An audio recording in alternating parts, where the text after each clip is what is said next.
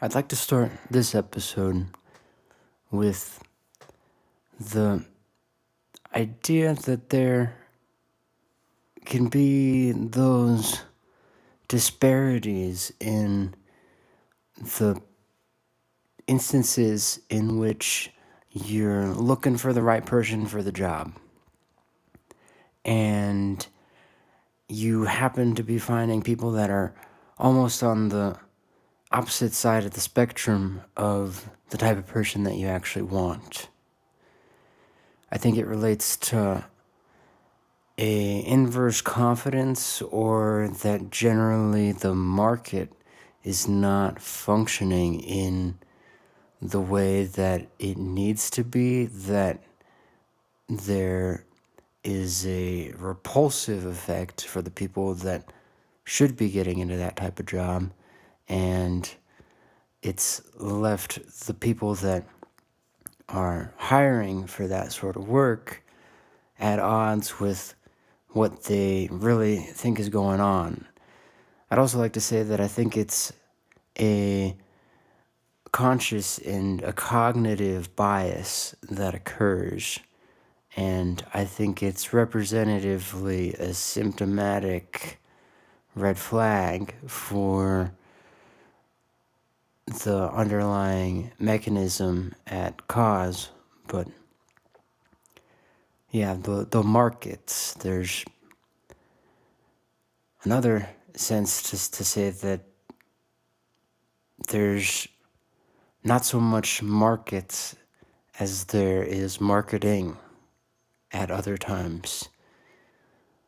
I've very much felt as if there is the gate-kept sensed position of a lot of things, but most particularly that there is a peril in the fact that the marketing is something that I think is poorly of its form in regards to what ought to be the main focus. But there's marketers too, and there's an importance to the prompting, the promoting of one's skills in the establishment of said skills. Though yes, altogether that these disparities upon the marketplaces that are evidential symptoms that we should give heading towards alleviation. I'd like to give a lot of thanks on this episode towards the seat of your pants kind of energy that sometimes tells you that those initial plans that you had at the start weren't as fun as the plans that you had then. Thossery. What began as a play on the word thought, with a T missing at the end, thos, and then with insight jumped to thossery.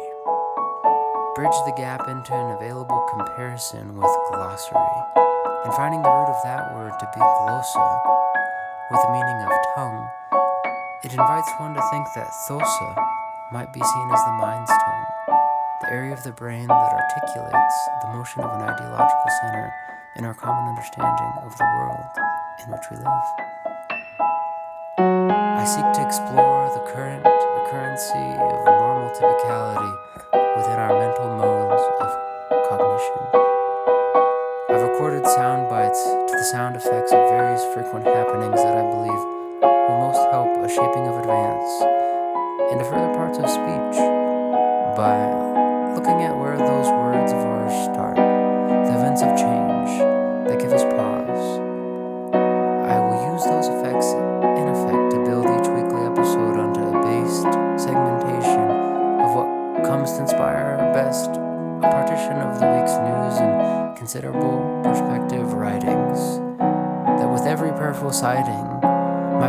evolved ability to adorn our expressions of the language and use with greater fluidity and meaning and complexity toward progression. So, with each episode building a more developed approach and ultimately a larger sequencing of our communication, I will examine the bigger points of view and present the glossary of thinking that, with diligence, aligns missing pieces to the puzzle that is society's confusing mix of histories in a form that I think helps put edge to edge and, befitting in many flexibilities, gives access to deeper purposing when it seems most impossible at present to see music in the messy with any clarity.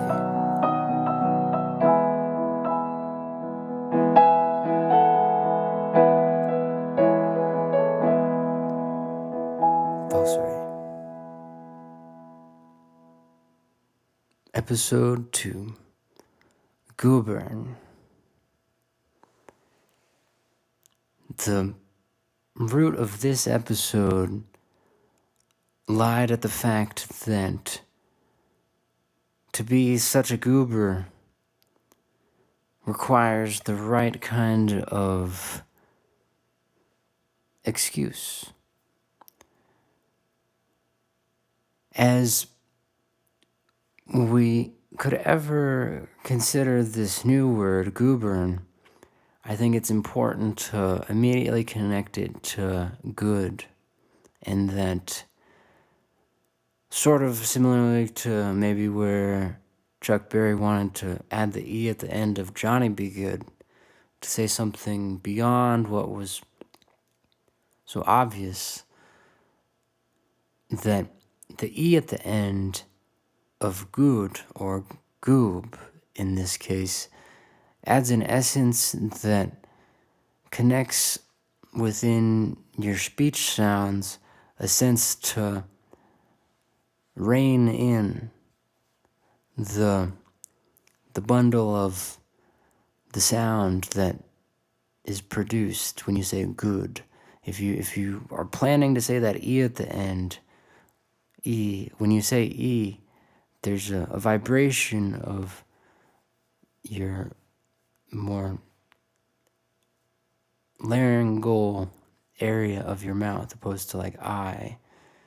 I is in the upper area of your vowel sounds. O comes out towards the front. But so forth, Goobe'rn. The RN at the end, I've found with great interest, an RN is very close to an M, and so considered it kind of like a spectroscope that is about to tap into the circuitry of that N, and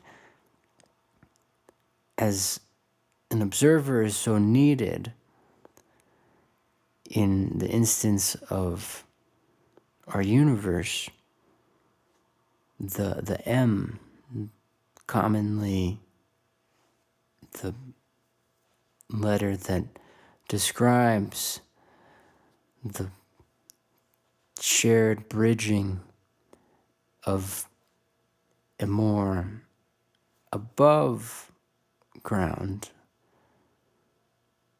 above linear fit to our potential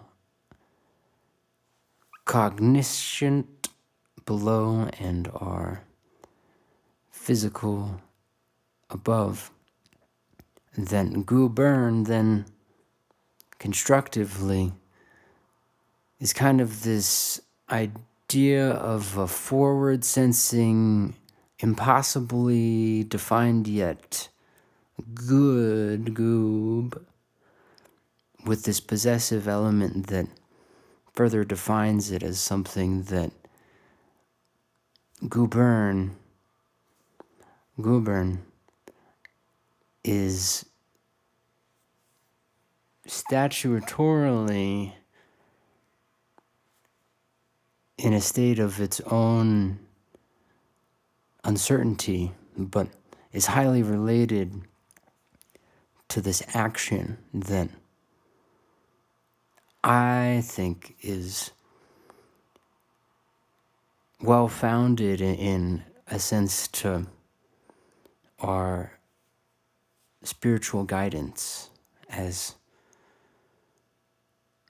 a lot of times etymologically, and I said epistemologically in the last episode, I was hoping to speak something towards the logic of epitomes, the perfect forms of something so said, but the word form, the etymological sense, is the similarities in our words can be great starting points in the exploration of commonality. And as much as God is extended to good, and Goob is interestingly a sensed connection towards Goobe'rn, again, where I started with this big message of this episode, is to understand this tipping point of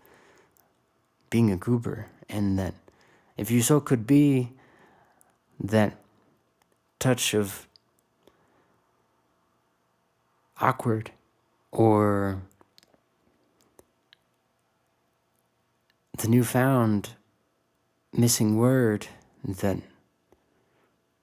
is so waiting to be plucked from our hopeful consciousnesses and confirmed upon shared reality, that there's an upheld interest in its exploration as something that I have largely wanted to build a foundation with sacrifice this episode. And along with sacrifice, I'd like to consider the two words dawn and doff, which I've only really seen in the usage of a tourniquet, the application of the wound, not sealing exactly, but the stopping of the blood flow, to ideologically, I think, within sacrifices, in common bounds, to say that a lot of times we will tie off tourniquets to our futures and our possibilities. And as to where it's described with the words dawn and doff, which I think sounds good, and big hopeful point of our language is that we appreciate words that sound in such a way that they feel correct in connection to their meanings and their thought forms. With sacrifice, I have done some exploration into some examples of common situations in which the term sacrifice might be used. Firstly, there's the individual that takes the long way home to avoid walking down a part of the street that might have trouble, or within the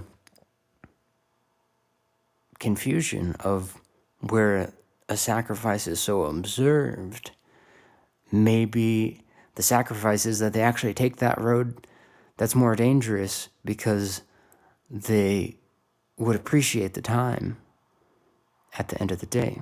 So I kind of left myself more curious about sacrifice after that example. There's another point in sacrifice that says that the magnitude of one's sacrifice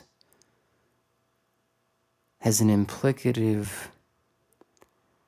bias on the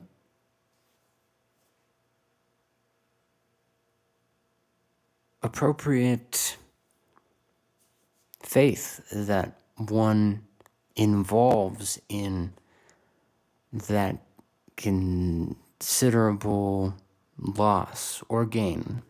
It's one of my questions of, we think of sacrifice as a loss a lot of times. Sometimes we take it as a gain, though, that within the valuation of our perspective, we typically want to say sacrifice is a loss, but maybe there's something to be gained in considering more that, okay, well, this sacrifice is me taking on this responsibility.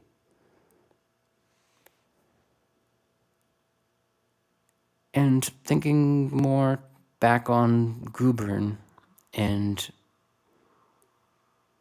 sacrifice being something that can be a donning of a tourniquet on a set path forth.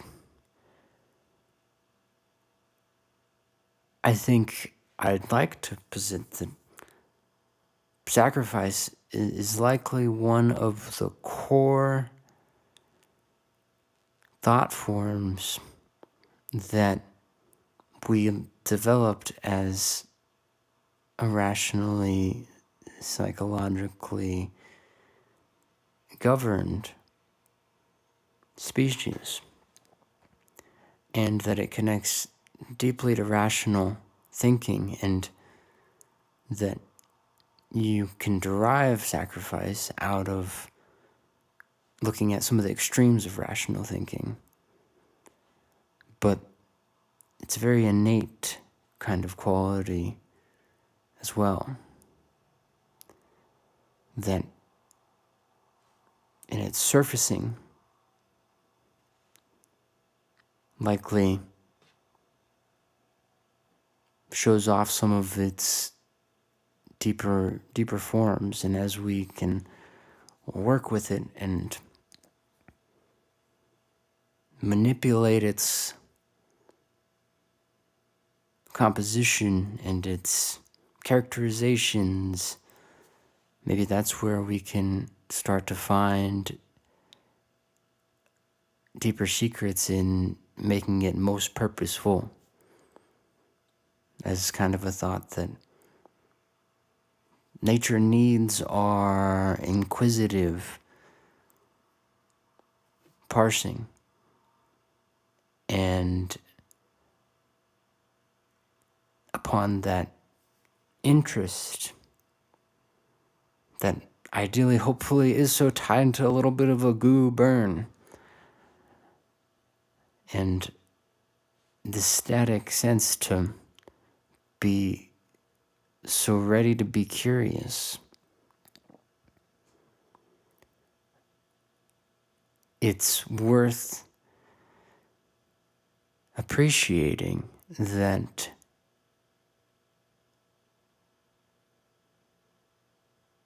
sacrifice can be a few different types of our consideration. And the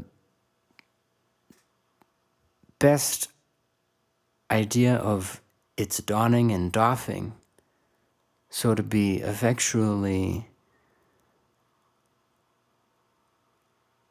either a factual change or not, I think there was a key moment in my thinking this past couple days that told me that sacrifice needs to be something that you can't go back from. And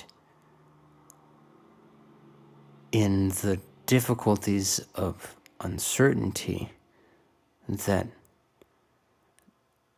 we'll get into in the next section, that there's only complications and not the kind that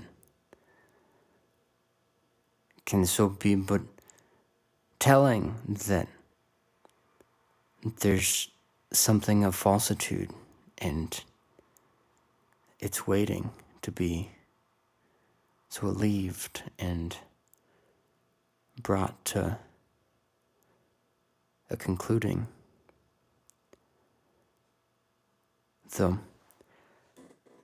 Goobe'rn, a concept that might help one center on the fact that we are a good, growing being, body of energy that is waiting to understand how many more ideas like sacrifice and the variations of our changes can bring ourselves into clearer and more fruitful trying.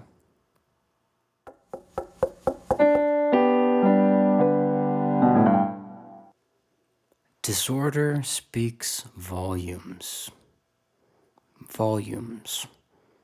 I put that word in quotations.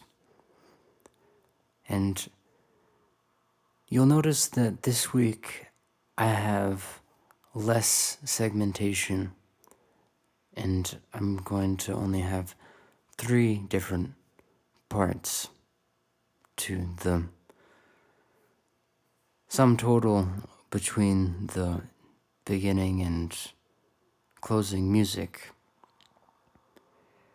And I found, thinking about the last episode, which as a good quality control practice in my learning and appropriation of the right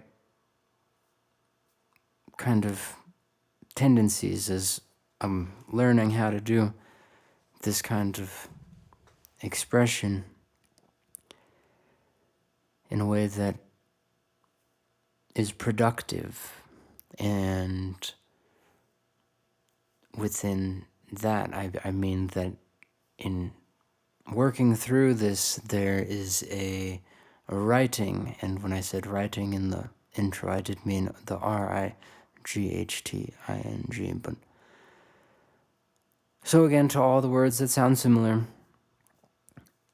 the big point of this section, this week's hunch, was that in states of disorder,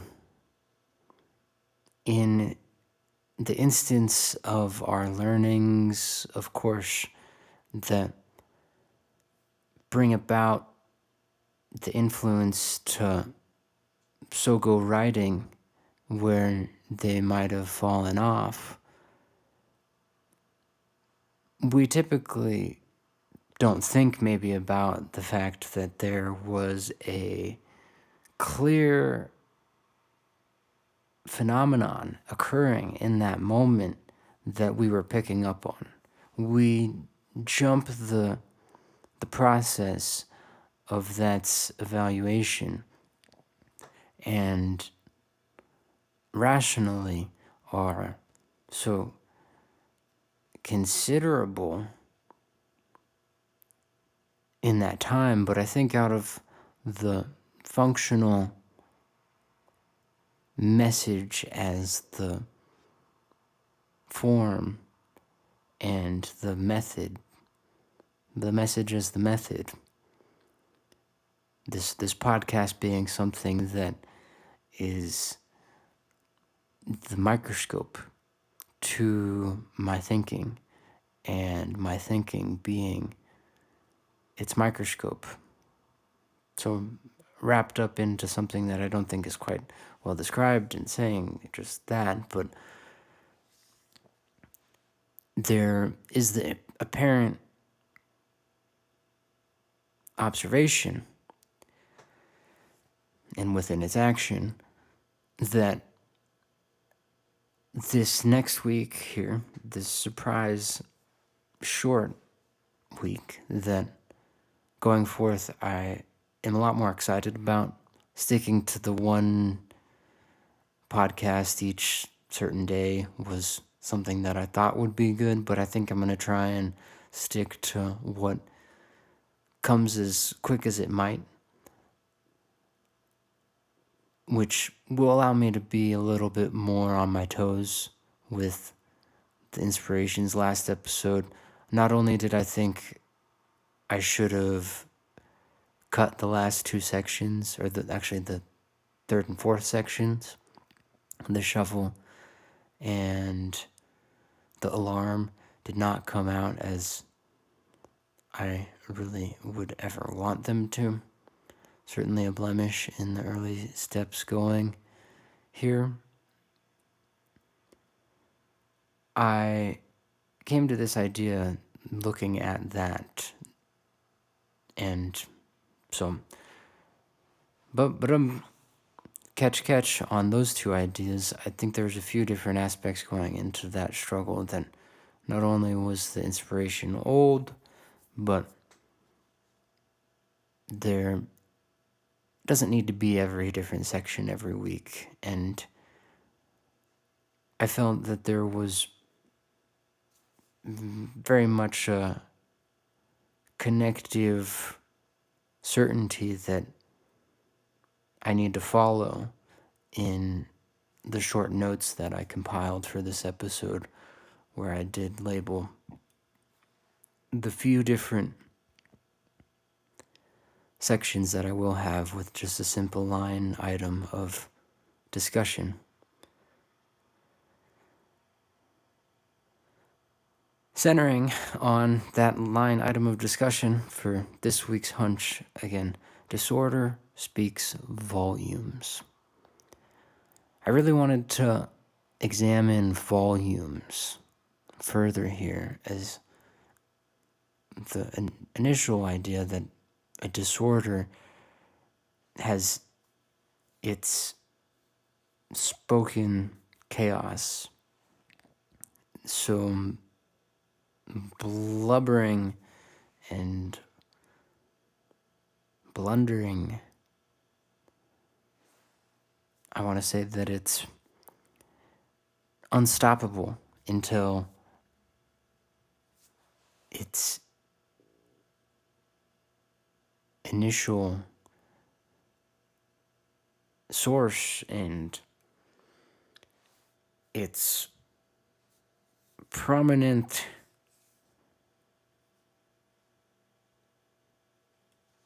point of its, what's the word? I'm trying to think.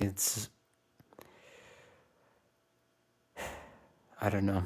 I'm trying to think of something that's more legal, not like the prosecutor, but maybe I am being held back by the fact that it's not about a legality that this object is so creating. Perpetrator, there you go. In all the interests of my mistakes and blunders that I have really enjoyed the fact that some of my mistakes really have allowed me to reveal some key magicians don't tell no tricks kind of anti-presentation that I am eager to bring about my truthful approach to all this. Though anyways, the volumes, I hope maybe you can consider more with me on that going forth, but in immediate considerations, I will say that the simple three-dimensional body of a shape is not exactly going anywhere in terms of where I think it could be. But we think about volumes, right, with encyclopedias, long forms of a simple book that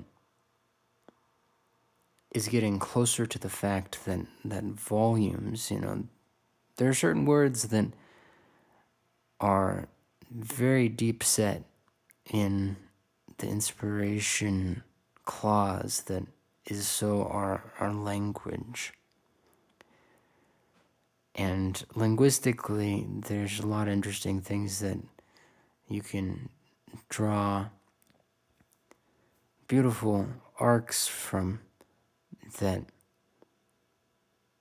look like the great reasons why our major words are what they are. And I won't get into any exactly right now, but volumes. Within our science, there's a big point of volume. It's the final point of our three-dimensional world before we have to think of hyperspace and volume. I don't know, but I hope you can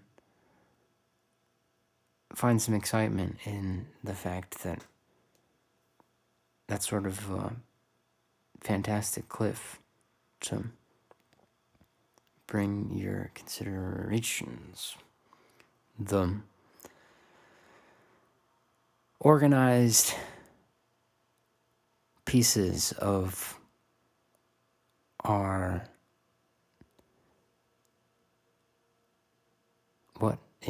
there's such a mystery here. I'm pleased, but I also feel like inadequate in such the best way.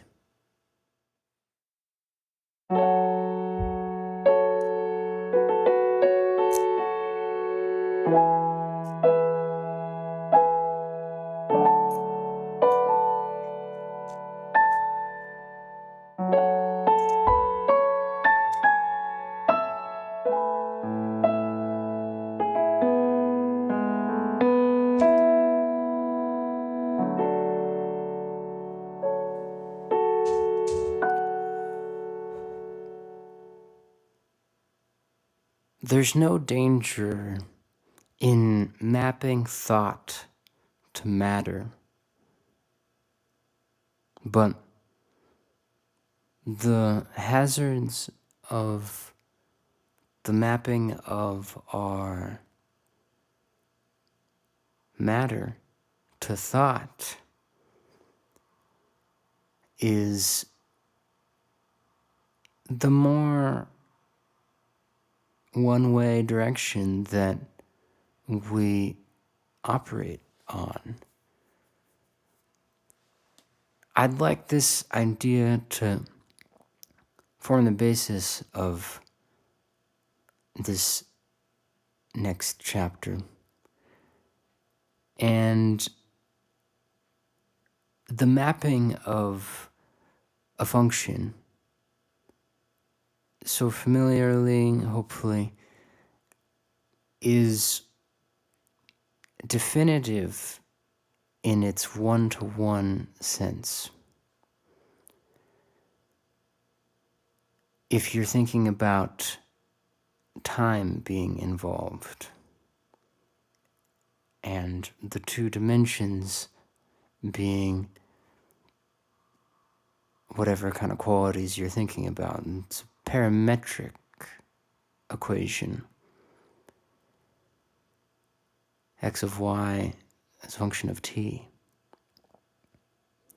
And the purposefulness of this sense to map a thought to the world, I think,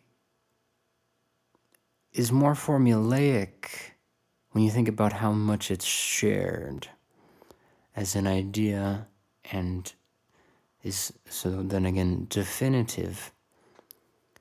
And I think it's only an interesting little nugget that the parametric equation starts to become clearly, of its name, more reasoned, for me at least, as para for me is like the paranormal, and parenthetical almost. There is the root para operating in our understanding, our language, as a concept that is not universal. There's a concept of everybody living in their own little world, and people trying to live in their own little world, in the big old world. And that's where the para comes into place, because the paranormal activities are founded in the fact that the big old world has its undeniable and inargumentatively pure form that all the other little worlds that are so created must confirm themselves in. And the para is a big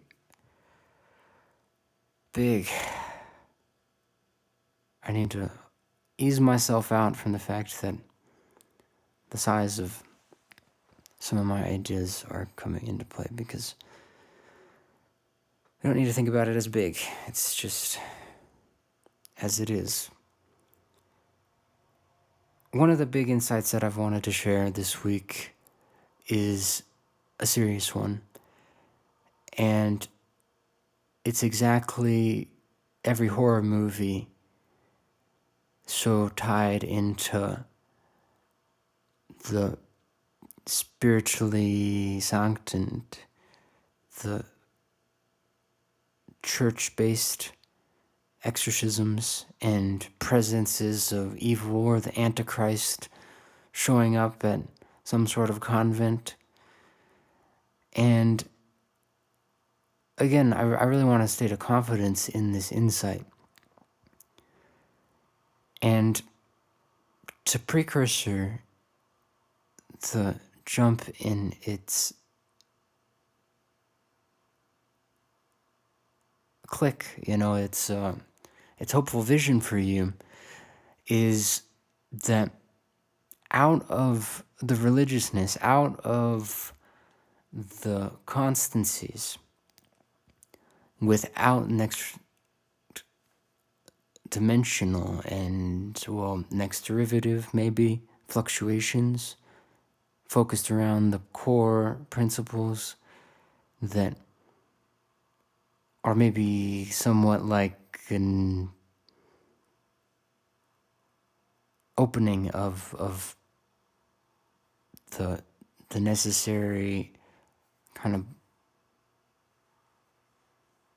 frame of its reference in whatever dimension you're thinking about. This second derivative form of some of our most heralded virtues, I'm saying, go deeper. And we, in our religiousnesses and habits and beliefs that maybe we won't necessarily invite the change of, because it is a stressor that we haven't yet the faith to sacrifice, possibly, there is always the state of saying that it might go the other way. And in magic, the magnificent, the magnifying of the small to the large, the operational coherence of our rituals have a founded strength in their commonality. I'm saying that within that commonality, within its repeated perfections, that a strength is so derived, the paranormal, the little worlds that eke out and can so be identified in the sense of our goo. I'm going to step off a cliff in saying that a little bit here, I feel, are exactly the instances of that constancy being somewhat measurably, I can only psychologically, I don't want to say philosophically, because what are we immediately saying here? That the thoughts of our senses are exactly the conscious dimension towards what a physical form fundamentally is built upon. Well, that does go to further it goes to further explanations of some people that try to use consciousness as the base form of our universe, but I'm not well versed in thinking about that at all, nor should I try and go down that road to keep everybody's focuses clear here. That this picture that I am framing up looks kind of like you're looking down this line of 1,000 army individuals, militarily, focused, ordered structures, or like a lattice, that has the one defect that is truly exactly standing out from what you can see, that within its fracturing is the presence of those demonic entities. Wasn't so planning on getting exactly towards the weird exorcistic, is that a word? Exorcist,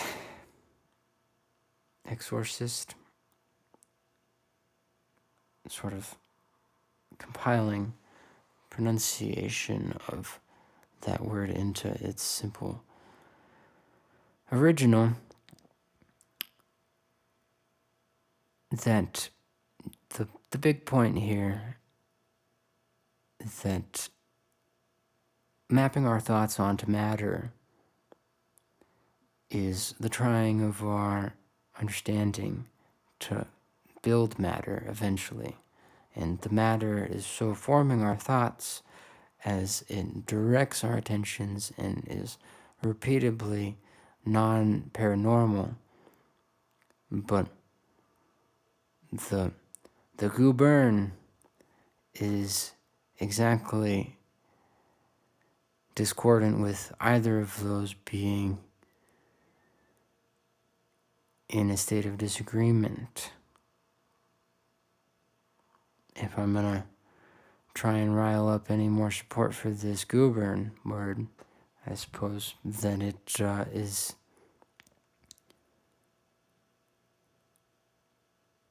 set to at least help define this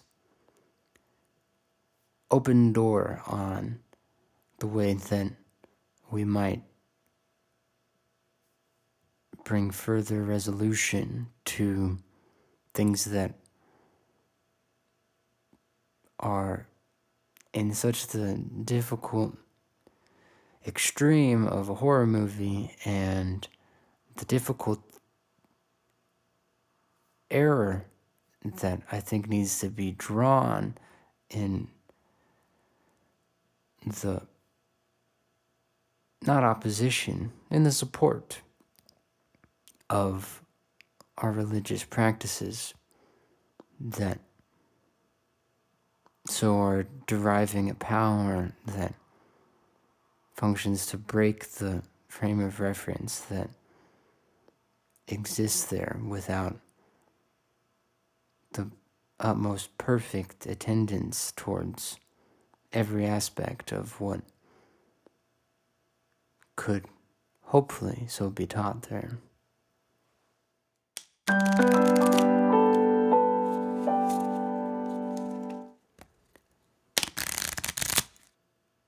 Alright, we're here ready for this week's final segment and the first trying of the card shuffle in its hopeful, best ordered, and presentatively inspiring attempt to give some rapid fire points on 8 different items that I have listed here in a randomizer. I'm going to put them into random form, random order, and we will be away to go. Oh, great. The first one, gubernatorial. This is obviously probably the most relevant idea that I wanted to bring about with the title being Goobe'rn. It was on the short list of immediate positive feedbacks that I felt after coming up with that initial title and thinking that the idea of governor, something that even breaking further beyond the fact of its sort of leader, and the purpose of it acting to bring everything underneath it into its good keeping, that the governor also has, I think, an element of that RN at the end, because the gov, not only is it like cove or love, but operates with the G at the beginning. So altogether, the governor is almost even brought further into this sense of the goob by the fact of the gubernatorial race for governor being more pronounced logically as the gubernatorial. Next, the turtle at Quail Hollow PGA Championship that finished yesterday, laying or getting closer towards laying eggs in the sand trap. There's a few different critters out on the course this past weekend, and I really enjoyed how fantastic the course really played out. There was a lot of opportunities for great shots, and Scotty Scheffler took it away. The idea of turtle laying eggs in the sand trap, I don't know if this is heading into too hot a territory, but they're sand traps in a stage of their metaphorical place kept to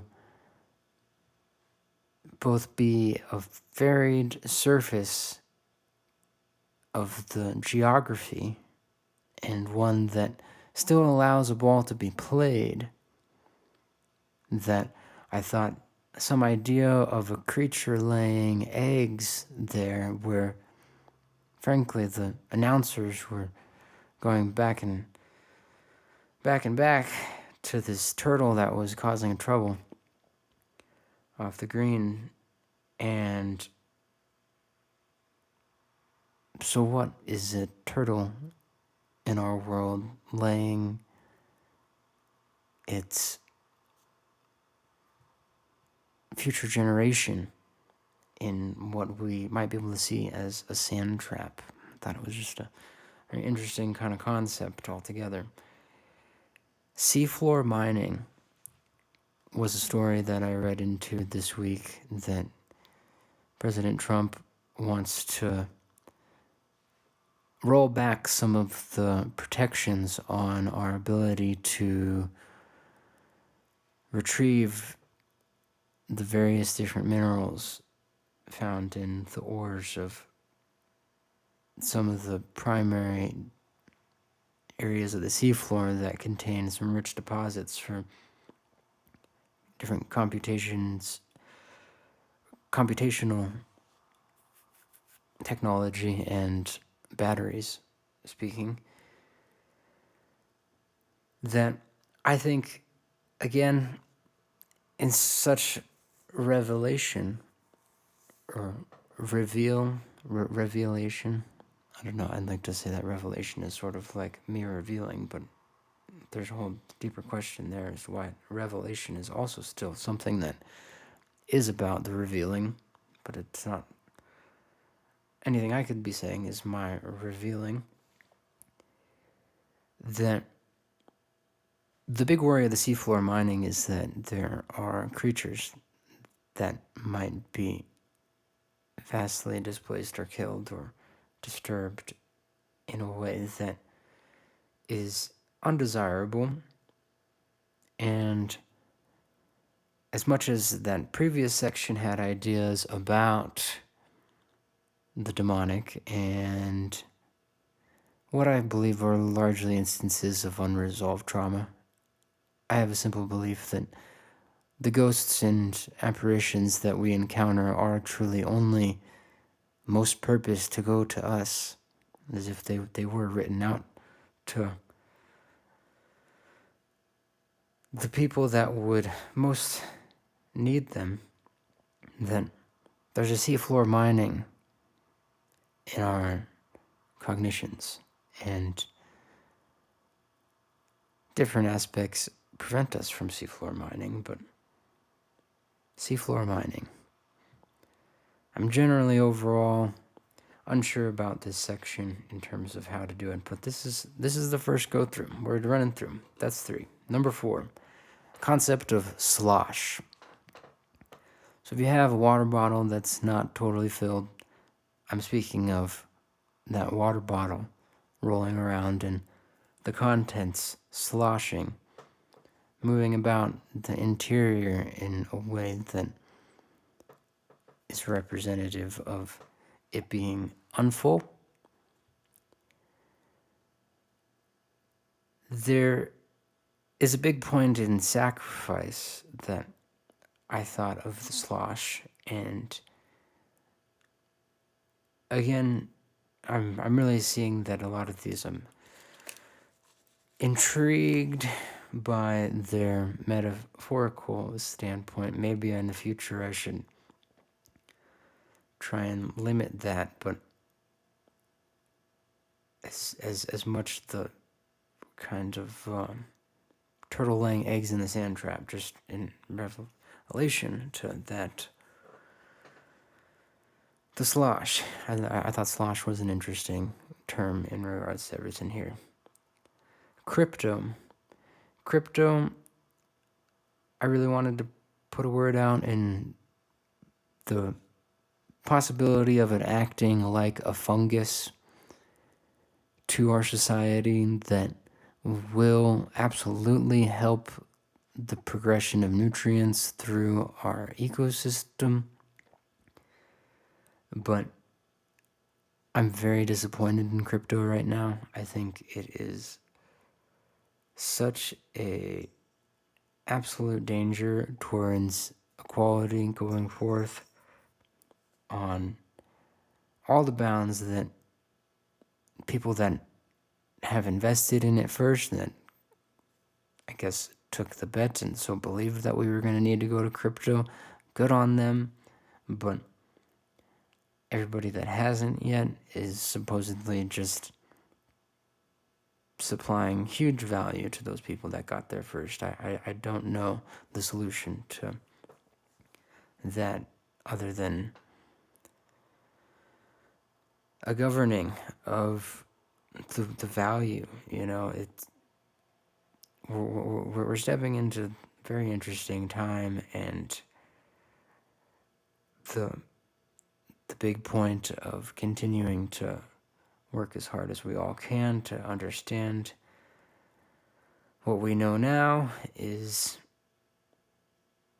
always going to be self-righting. But I think it's interesting to think about it as a fungus, that when it first inhabits that tree, it's going to totally overthrow what's going on there already. But the symbiotic nature of it in the long run is very important for its obvious future happening success. The futile attempts to bring about the global currency are hopefully more than futile, and also exactly that, in such the pace I'm saying, that it's not so jarring of the good and evil on the wrong sides of that lining. That's 5. Gubernatorial, turtle laying eggs in the sand trap, seafloor mining, slosh, crypto. Number 6 was a look at the word song. And I spell it out here as SAW, as in the past tense of C, with an apostrophe and then NG. So, speaking of this first episode where I'm bringing up this apostrophe of something with multiple letters after the fact, the Goobe'rn is the RN after the apostrophe. This is the NG. So it's the saw apostrophe NG. If you're ready to put it together there, hopefully. And so tying that form, that etymological being, and so it can be charactered to its defined meaning of a song, a played piece of music that is maybe something that has so been seen, but saw, a past tense of, so like my song is like my saw apostrophe NG. That is maybe just, at present another example of something that can entice you to break down more of your words in ways that are revealing of our common word forms and letterings. That NG kind of then becomes what I'm more familiar with. I really need to maybe get some further extended opinions on what N means, but N to me is kind of like the unperturbed universe. And G is kind of like an A with a tail that loops down like a J. It's kind of like the full circle of its O with the J as well. A little overlap of an A and J, but it's sort of an O with a J brought up next to it too. Think about the form and the way that the other letters should then, within a perfect standard model of all these letters defining the characterizations that they add up to. There should be the partition of all of our meaning in each of these characters. Song. Next, I have tornadoes for third term, question mark, aligning the absolute natural disaster of the tornadoes this last week that has killed dozens of people, somewhere around 50, and brought a lot of, again, continual damage that they, on the seasonal, do. The third term of Trump, interesting Utah news, the delegation of opposition towards a Trump third term was decided by the Utah Republican Party this last week, and they have brought under agreement the precedent to not bring any type of challenge to an attempt to that. But within this section, within this card shuffle, I did want to bring news. I did want to bring the type of hopeful prayer, towards the places that need it. And I continue to see how much that trouble of the Midwest continues to play out year after year, and we have no problem reporting on tornadoes in the Midwest, but if we were to so have to report on Trump and his terror of what has largely been the fabric of our country, we will give all day and night to it. There's so much better work to be done in the Midwest, and we keep allowing it, but we'll lose our minds over the fact of Trump acting for a third term, if that is really what would, in a positive, break the mold on something that doesn't need to be.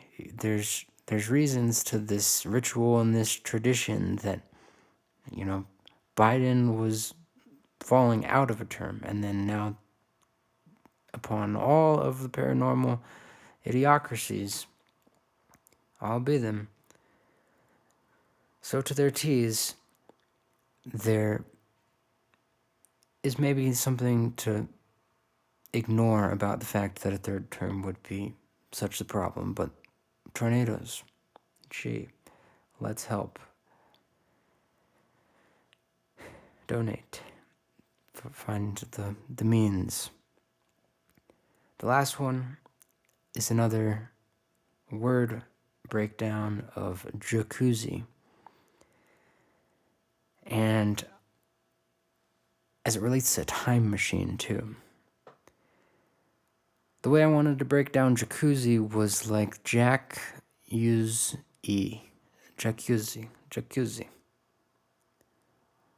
And if you look at it, that's about the way that you could pronounce it.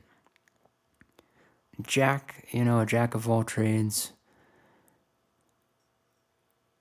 It's also what lifts up a car. There is a representative commonality. I don't know. We see a lot of times the use of the word jack as something that presents a positive of lifting up and also of being something that's kind of a master of many things. So to use E, and we're thinking of hot tub here, there's an I at the end for the yuzi, right? And the jacuzzi spelling. But when I think about time travel, I think one of the most important things in bringing concordance once again to the disturbance and maligning of energy in like the time-space continuum, I'm saying, that upon that time travel, well, is there fluidity? There needs to be, what I'll reveal now, a sense for the moment of pause. When I say the moment of pause, I've already thought how much that is kind of like the Adam Sandler click kind of phenomenon, where if you could pause time and insert something in that space, that the jacuzzi, as it relates to the hot tub time machine, swinging all the way for the fence of that, is very relevant to where jacuzzi might come from. And I'm not sure if I had a better idea about that, but it was certainly something that I wanted to bring up. There has been a lot said. I hope it further incites you and towards all the better different ways that we can be thinking. I like to leave on the note that we're all here as goobers. Let's capitalize on that. And don't mind miscounting your weeks to take a lesson from me.